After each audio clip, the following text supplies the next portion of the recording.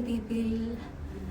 Today's live session is going to be about 5 steps to become a freelancer or a roadmap to become a freelancer or to build a freelance career. This is a question that I get a lot in my DMs. I don't generally talk about freelancing much on my feed, but since this has been a frequently asked question in my DMs, I thought, okay, I'll do a live session, share some of the things that I know, answer your questions, if any, and see where it takes us. I'm a little hoarse, my voice is hoarse today. I attended a march in support of Palestine yesterday, and I was literally screaming on the top of my lungs. So I'm a little hoarse. And also a bit tired, to be honest, but it was nice to be among people who are like-minded, who think about Palestine the way I think and do something for the people there. Not much, but yeah, something is better than nothing. Anyway, it's good to see you guys. Can you give me a quick hello, hi, anything that says you can hear me properly, the video is clear, is everything okay at your end? Where are you joining from? Are you joining from Kerala or outside, town, country, anything? It's really cold in this little cabin, which I generally use for the live sessions and Zoom calls, which is making my voice go even more what's the right word? Hoarser, if that's the right word. Anyway, can you give me a quick hi, hello, wave, anything really? Okay, very silent crowd. But I'm going to continue with the session. So 5 steps to become a freelancer or to build a freelance career.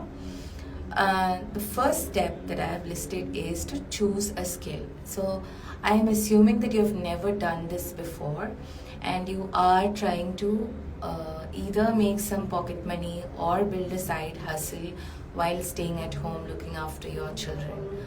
Or if you're a college student and want to make some part-time income. In fact, a couple of our team members at Nilu & Co are college students and they are working for us on a freelance basis. So, the first thing I would recommend is that you sit down and you write down all the skills that you can think of that you have or you're good at. You don't have to be perfect at it. You don't have to be an expert at it. Please don't wait for perfection and expertise. Nobody in this world is born an expert. Everyone becomes an expert at things with time and practice, and even then they're not really expert. They're just a little few steps ahead of other people, that's all. So think of some of the things that you are good at. It could be, let's say you're good at English. So maybe you can start taking English tutoring classes, like online classes, where you teach kids or adults spoken English or written English, or let's say English that follows a particular syllabus. So you are helping school students. It could be calligraphy. Under calligraphy, it can be English calligraphy, Arabic calligraphy, it can be wedding stationery, it can be illustrations that uses calligraphy. It could be painting murals around the town that uses your calligraphy. So, it can be anything really. It doesn't have to be super complicated. The examples that I've given on the poster are video editing. Video editing is very much in demand these days, and you can earn really, really good income. In fact, I personally know a video editor who, about a year ago, it was just him. He was starting out and I found him on Fiverr for my YouTube channel. And now he has a full-fledged agency of his own, and all he does is video editing of his own in Bombay. And he has staff as well. So he has gone from being just a solopreneur, not just being a solopreneur, to a full-fledged agency with employees and all of that. So video editing, graphic designing, UI UX design, copywriting. Copywriting is also another very highly paying service. You can write not just Instagram captions or YouTube video descriptions. You can write video scripts. You can write sales pages. Really good, solid, converting sales pages are high in demand. You can write content for websites. So if you're fairly good at writing when it comes to, let's say, English or Malayalam, doesn't matter which language, if you can take it a little further by investing in, let's say, a course or two about copywriting, because regular writing and copywriting are different. So if you can maybe invest in a course that teaches you copywriting, then you can start freelancing as a copywriter. So when it comes to freelance services, honestly, the choices are limitless. The possibilities are endless. There are so many things under the sky that you can do. One of the ladies here who right now just said hi like a few minutes ago, Rehna, she's a food stylist. I know friends who are food stylists for food photographers and who are also food stylists plus food photographers. So even that is a career that you can make good money from. The next step would be to design a portfolio. Now, a portfolio is not a CV or a resume. A portfolio is basically a document or an online link where people can see your past work. And this is extremely important. I don't know whether you have seen, whenever we are hiring someone for Nilu & Co, we put out posters saying we are hiring, we are looking for XYZ, and we ask people to email their portfolios. But very few people, like let's say if I got 20 applications, maybe 2 or 3 people actually send us portfolio as well.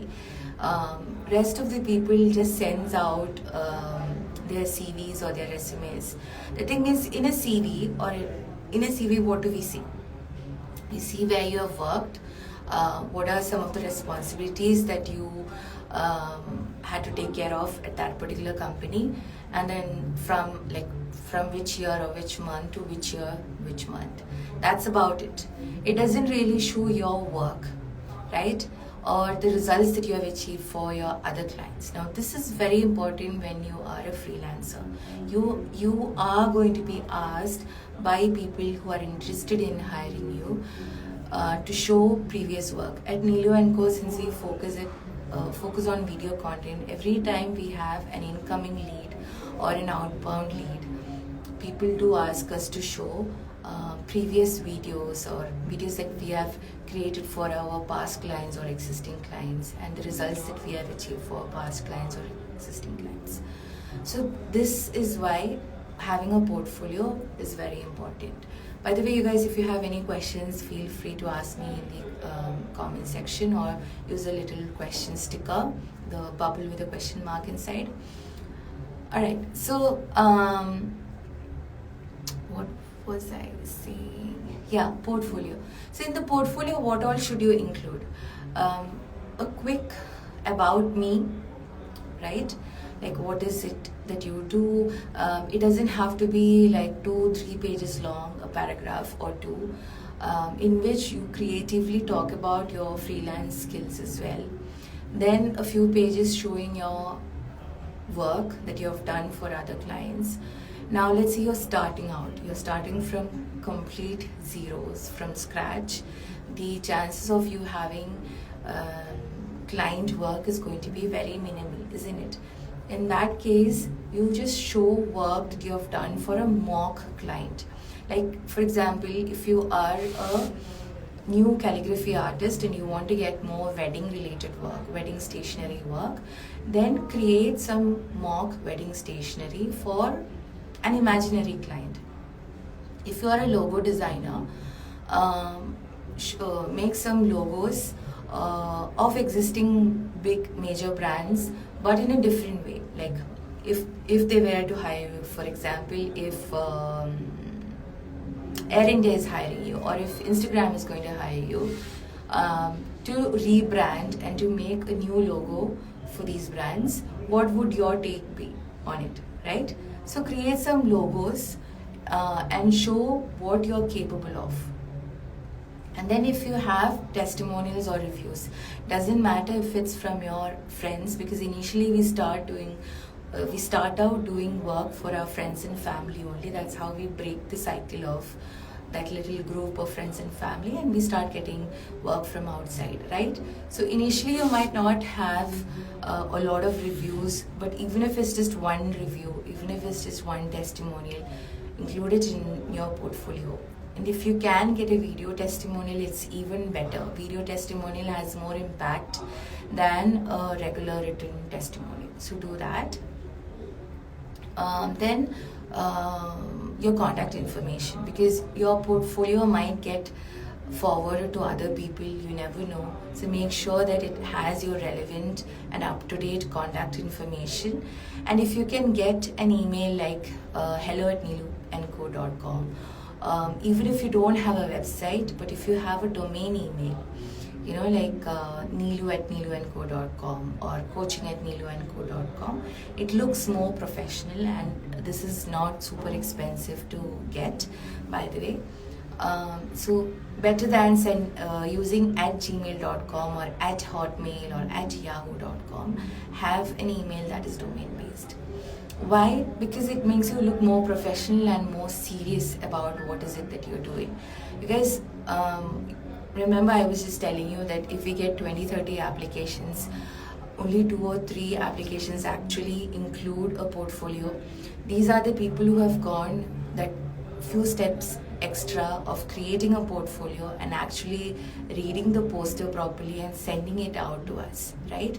That means they are that serious about the job or the position they are applying for, and they are going to stand out in the minds of people who are interested in hiring you, because they will be getting applications and portfolios from other candidates as well. Now, if you don't, if you can, a .pdf file is more than enough when it comes to a portfolio. But if you can take it one step further, you can go to wordpress.com or wix.com or Behance and create an online portfolio. So every time you're applying for a particular position or a freelance gig, you are sending out a link, and this link can be updated from your end every now and then. It's better than a PDF file in many sense. Okay, so that's the second step. So the first step was to choose a skill, and the second step was to design a portfolio. Now, before I go to the next step, I would like to remind you guys that Elevate, my 12-month mastermind for business owners like you, is open for enrollment. The program starts in January, on Jan 8th, 2024. Applications have already started coming in. If you are interested in knowing more about the program, you can go on my feed. In fact, most of my previous posts and reels have information about it. You can go to the link in my bio. It has a link called neeluandco.com/elevate-mastermind, or you can send me a quick DM and I can guide you where to go and what to do. It's an application-based program, which means I am not accepting everybody and anybody inside the program. It's going to be curated in the sense that I am very particular about who I am coaching and who I am working with. You can expect pre-recorded trainings, live coaching calls, guest sessions, quarterly events, and many other things. And also, since this is the first round, it's not my first time coaching, but it's the first time that I'm doing a 12-month-long mastermind. And since it is the beta round, I'm giving a 50% discount in investment required. So that's a really good deal, because the investment is what I would normally charge for a 90 days program, and I'm charging only that much for a 12-month program. You get access to me and other business owners and guest experts during the program, which means you are learning not just from me but also from other business owners.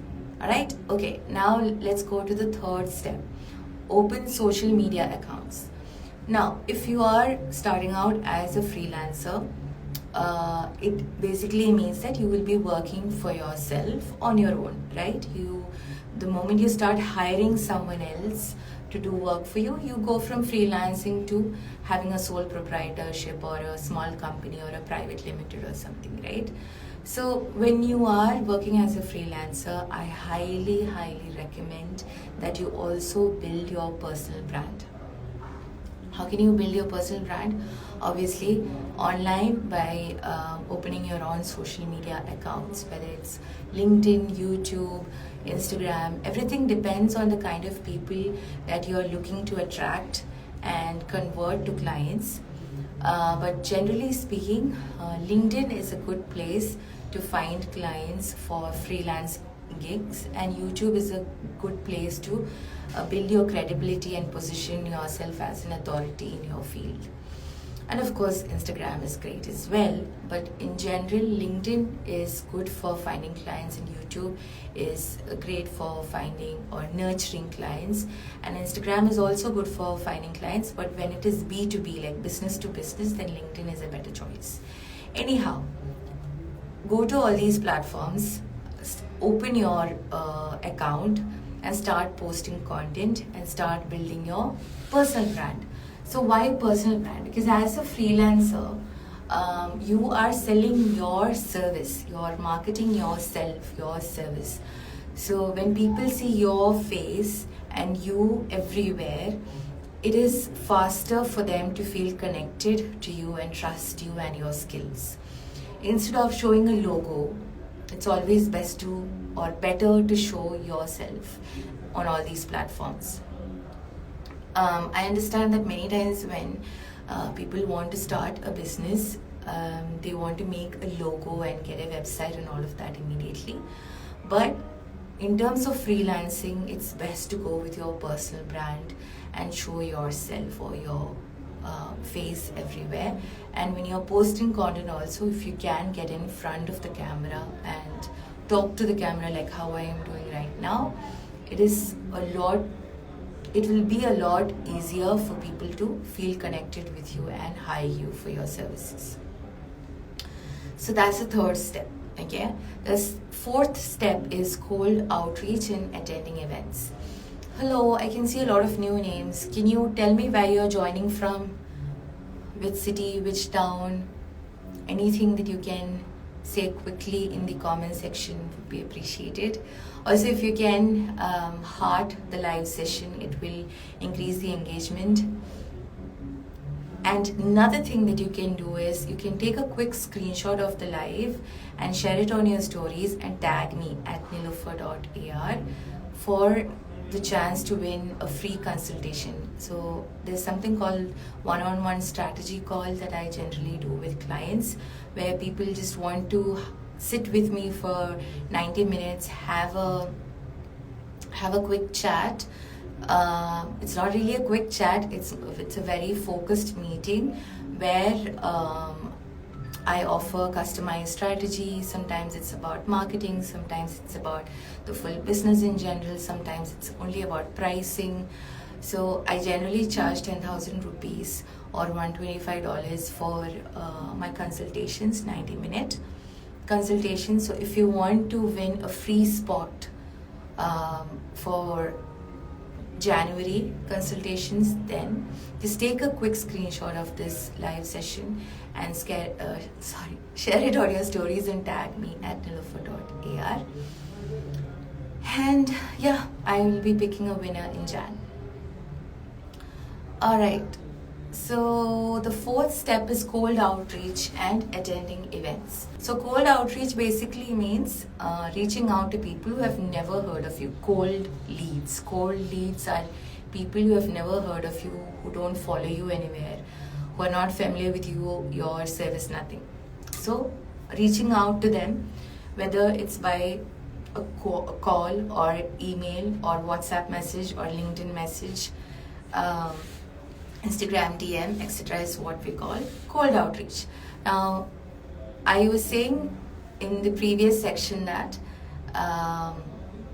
when you're doing cold outreach, make sure that you're personalizing it and you're not giving a very copy-paste message or call here and there. Okay, do you guys you guys might get these calls from telesales ladies and men, right? From different brands. Hi, I'm calling from XYZ, blah, blah, I have this loan and blah, blah, blah, would you be interested? And we get so irritated sometimes. We are in the thick of something and they call us, and we don't want to hear, or we don't have the time for it or headspace for it. So that can be more irritating than actually helpful. So try to keep it personalized. Try, see if you are sending cold DM on LinkedIn and on Instagram, one of the things that you can do is you actually follow that person or connect with that person on LinkedIn. Follow their content, like go through their content, engage with your content for a couple of days, like 3-4 days, before you actually go one step further and DM them. That way, that person is now going to feel like you're in their personal space. Someone had done this with me on LinkedIn, and I actually found the process much better than getting these random cold DMs on LinkedIn. So what he did was he connected with me, or he followed me on LinkedIn, and then for a few days he left comments, and he left like really lengthy comments which showed that he actually took the time and effort to go through my content or watch my video or read my caption and leave a thoughtful comment. And then, so I always reply to the comments that I get. So we would have conversation in the comment section. And then he sent me a DM saying that he does so and so for coaches and consultants, and whether I would be interested in working with him and all of that. So that is one way of doing it. Of course, it's time consuming, but it reduces the number of no's that you're going to get compared to, let's say, sending random DMs to random people. Okay, and the next thing I was saying was attending events. So attending events basically means networking sessions conducted by different companies. There's BNI, then there is Connect and Grow by Neelu and Co. Kuti version compared to BNI. There are online networking groups where you can connect with people. So basically you find other business owners like solopreneurs or freelancers like you, and then you can exchange cards, you can exchange information, tell them what is it that you do, build friendships, relationships and all of that. And somehow, somewhere you might get a lead or two. Again, this is a very slow, tedious process. It's not something that is going to show you results right away. It's not like you attend one networking session and you're going to end up with 50 leads or 100 leads. If anybody asks you to attend an event promising those kind of things, it's probably just fake or bogus claims. Okay, if you are an artist, or if you are, let's say, yesterday I saw one of my previous clients who was a crochet artist. She was attending a local event here in Kochi, and she seemed to have had good sales through that exhibition. So attend exhibitions, attend fairs, try to get yourself out there. Basically, that is the whole point. Telling people, marketing yourself and telling people that, hey, I am here ready to be hired. I have so and so experience. I have so and so skills that can help your business in XYZ ways. Telling that is very important. Just being good at something and having a portfolio and having some social media accounts is not the end of the chapter, you guys. This is a very relentless process of telling people repeatedly over and over again, hey, this is what I do, this is how you can work with me. Even during this live session, you heard me talk about Elevate in the previous, the one that is now on my feed. Before I got cut off, I spoke about Elevate. I have been speaking about Elevate, the 12-month mastermind, on my feed, in my stories, everywhere. This morning I posted a reel about it. Now I am doing a live session so that you guys can see whether or not I'm a good coach, or whether or not I'm someone that you would like to work with. So you have to put yourself out there, and this is a very repetitive, daunting, emotionally taxing process, especially in the beginning. Okay, of course it gets easier as you gain experience and as you get clients, but initially this can feel very daunting, but just keep at it. And then the last step I've given is continue learning. So choosing a skill, right, designing a portfolio, opening social media accounts, cold outreach, and all of these are basically steps for you to take to put yourself out there so that people hire you. Now, once you start getting leads basically means inquiries, people who are inquiring about your service. They're not your customer yet. Nobody is your customer or client until they actually pay you for your service or your product. Okay, until then they are prospects or leads. So all of these steps will help you to get leads. But once you get leads, now this is another place or phase where a lot of people get stuck. You need to have the know-how of converting these leads to paying clients, and that's where sales happen. So knowing how to sell is also a very important skill. Knowing how to market your skill, build a personal brand, and all of that is important. Then comes knowing how to sell. So once you start getting inquiries in your DMs and on email and vagera, you also need to know how to sell to these people. So work on your selling skills, work on your marketing skills. Look at what is working for you in terms of all of this. The skill that you have picked up, the portfolio you have made, the content that you're creating, all of these things will give you very valuable data and insights on what is working and what needs to be improved. So do that, upskill. Don't be stuck in one place, okay? Whatever skill it is, whether, let's say you started out as a video editor. Maybe initially you will start with a free software like InShot or VPin or one of those apps, okay? And that is totally okay. But as you start getting clients, you make sure that you are investing in upskilling and improving your skills as well. Because this is where your pricing also comes into play. Initially, when you start getting clients, I would say pick up whatever work comes your way so that you can improve your portfolio and improve your skills. You also need experience, right? So you might end up charging lower than what others are charging. But the moment you start getting clients, the moment your work starts improving, is when you can start charging higher. So always upskill, always improve your work. Don't be stuck in the same place saying that, okay, this is bringing me clients, so this is enough for me. I mean, yeah, if you're happy where you are, then continue doing whatever it is that you're doing. But if you want to generate 6-figure, 7-figure income on a consistent basis, then yes, you will have to upskill, you will have to improve on whatever it is that you're doing. And this improvement has to show on your social media pages, in your portfolio, in the client work, everything that you're doing. So that your credibility as someone in a particular field or niche or skill stands out compared to other people. Okay? So that's pretty much it from my side. Is there anything else? I mean, is there any questions that you want me to answer?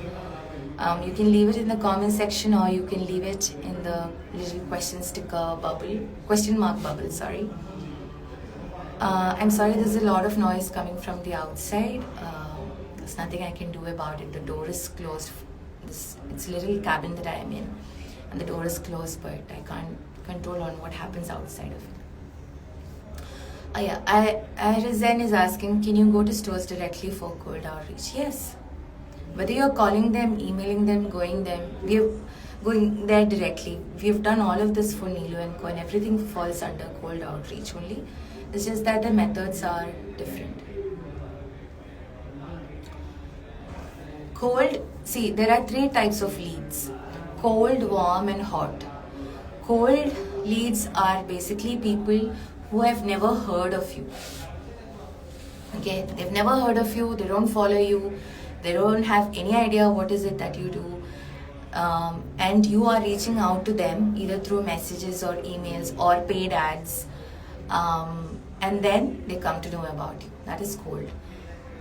So when they come to know about you, or let's say when they hit the follow button, or they subscribe to your email, or they connect with you on LinkedIn, or they take your WhatsApp number, is when they move from cold to warm.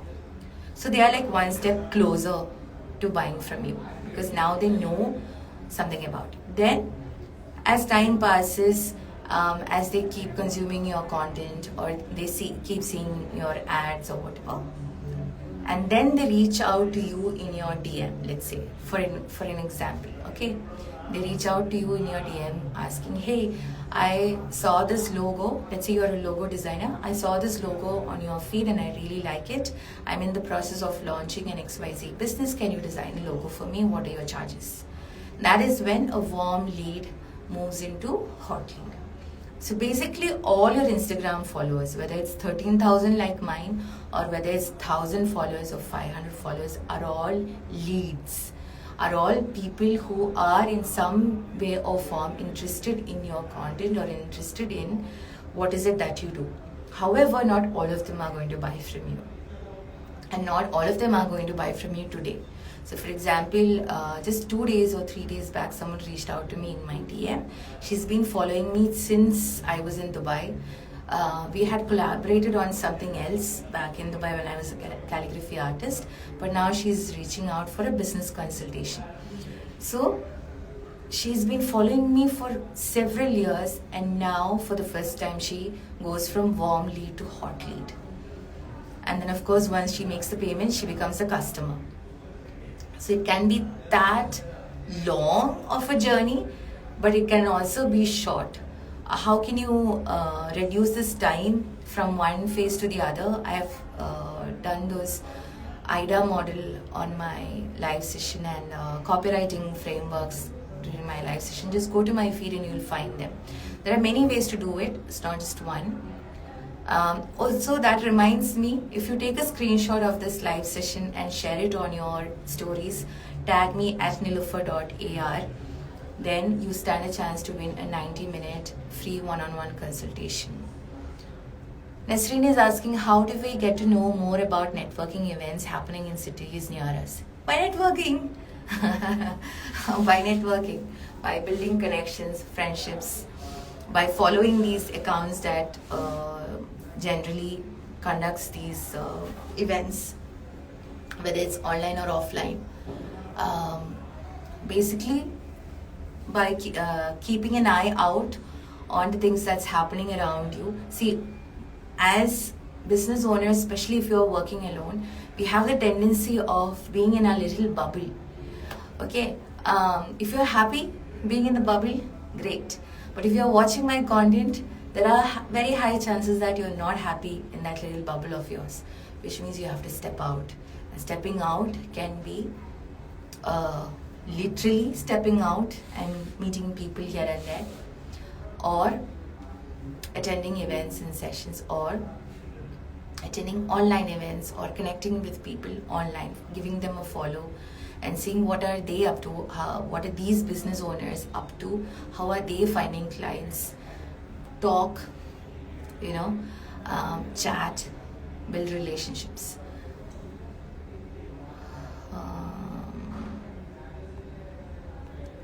I don't see any other question. Anything else you guys want me to answer, since I'm here anyway? I'm sorry my voice is very hoarse today. I attended a march last night and I was literally shouting, screaming at the top of my lungs. So my throat is not doing very well today. Any other question you want me to answer, or can I sign off?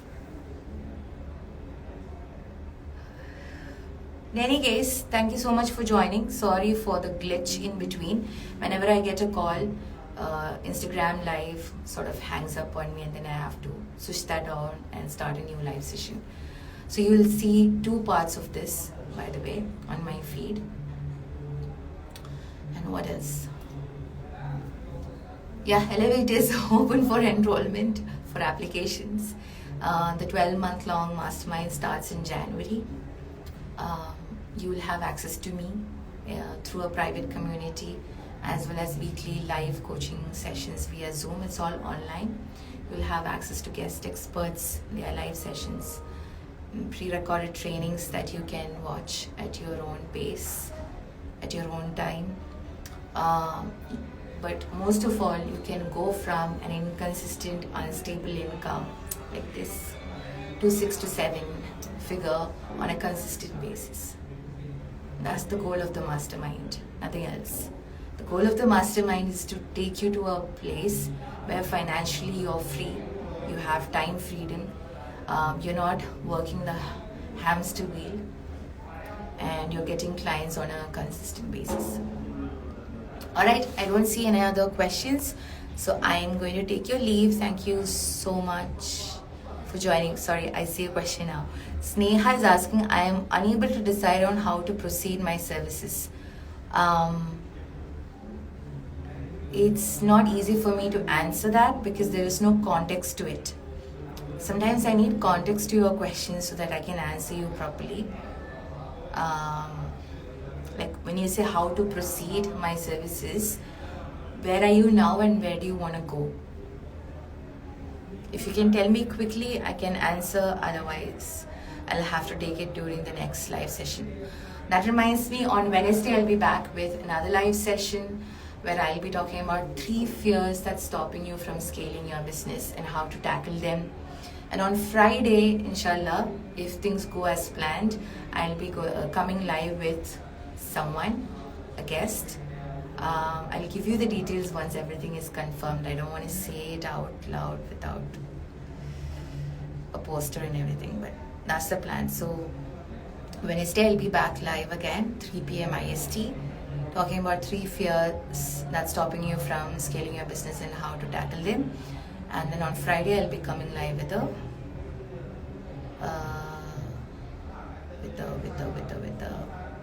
guest. So Sneha is saying she's unable to decide on how to price your service. Okay, so there are a few ways to go about it. Okay, number one is look at what other people in your industry with your experience are charging. So let's say you're just starting out, and you will have to look at what other beginners are charging. You can't compare yourself to someone who has 10 years experience, right? And then charge the same thing, but don't go lower. It's never a good idea to charge lower than what others are charging, because there are good chances that that person is charging low already. So you are just going to kick yourself in the foot by charging lower. And also on a long-term basis, it's not a great strategy. That's one way to look at it. Number two is what is the value that you're offering through your service, and whether you can put a number to the value. Okay. The third way to do it is cost-based pricing. So for example, if you are selling customized planner, okay, how much is the cost that goes into making that planner, and you put a profit, you slap a profit margin onto it, and then you sell at that price or at that number. When we say cost, it's not just the cost of printing the planner, right? It's also your labor that went into actually designing that planner. It is also electricity, transportation, and whatnot that goes into making a product. Okay? If you're a service provider, then you can charge hourly. I'm not a huge fan of charging hourly because certain services take longer and certain services take shorter. You can have a bundle price, so where you are bundling like 10 pieces of something, and if they buy from you like the 10 pieces in one go, then they get a package or a bundle. If you are offering packages, you can offer 3 packages, where the first one, let's say, is in the affordable category. The second one is where you're actually making a good, not so bad profit, and third one is premium. So generally people go with the second option. What else? Goal-based pricing is where you are like, okay, I want to make $100,000 in 2024. How am I going to make that $100,000? Like, you work backwards. Your goal is to reach an income of $100,000, and you're like, what are the things or what are the products or services, and how many of those would I have to sell to reach that goal? So there are many ways to go about it. Again, everything depends on context. You haven't told me what is it that you're selling. So yeah, you have to consider a lot of factors.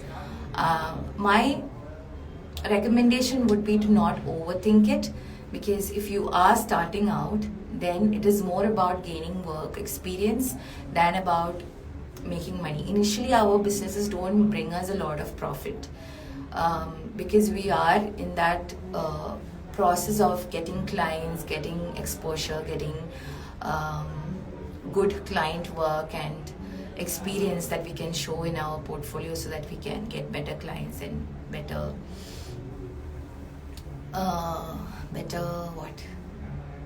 better prices. Sorry. Sneha is asking, how do I book a one-on-one? Just DM me. I am only a DM away. Anything you need, I am only a DM away. Alright, you guys, thank you so much. My throat is hurting very badly. I started at 2:55, it's 3:45 now. I have to stop. Alright, take care. I'll see you. Bye.